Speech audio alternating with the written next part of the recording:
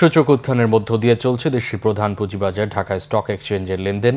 বৈদেশিক মুদ্রা reserve, remittance সহ বিভিন্ন অর্থনৈতিক সূচকের ইতিবাচক প্রবণতা এবং সরকারি পদক্ষেপের কারণে পুঁজিবাজার ইতিবাচক ধারায় ফিরেছে বলে মনে করেন মার্চেন্ট ব্যাংকার্স অ্যাসোসিয়েশনের সভাপতি মাজেদা খাতুন।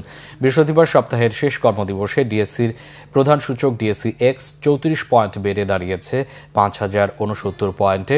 ডিএসসি 30 ইন্ডেক্সেও বেড়েছে 13 পয়েন্টে। সময় লেনদেন হয়েছে 539 কোটি টাকা। এই সময় হাতবদল হওয়া 394টি কোম্পানির শেয়ারের মধ্যে দাম বেড়েছে 216টির, কমেছে 105টির। তবে এদিনও অপরিবর্তিত রয়েছে 73টি কোম্পানির শেয়ারের দর।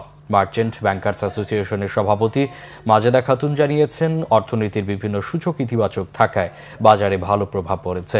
নিয়ন্ত্রক সংস্থার পদক্ষেপ ও সরকারি উদ্যোগের ফলে বাজারে ইতিবাচক ধারায় ফিরেছে বলে মনে করেন তিনি।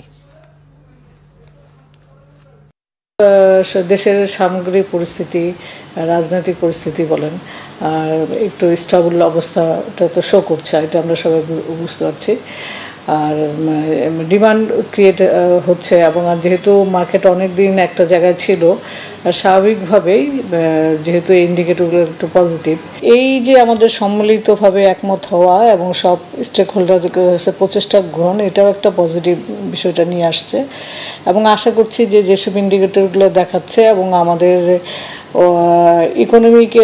ইকোনমির যে সাইজ এবং ইকোনমির যে অবস্থা, আসলে আমরা আশাবাদী যে এটা ভালো হবে। এখন অপেক্ষা করছি যে আসলে এখানে ভালো কোম্পানি আমরা যত দ্রুত আরও লিস্টেড করাতে পারি, সেক্ষেত্রে হয়তো আমরা আরও এখানে ভালো রেজাল্ট দেখতে পারি।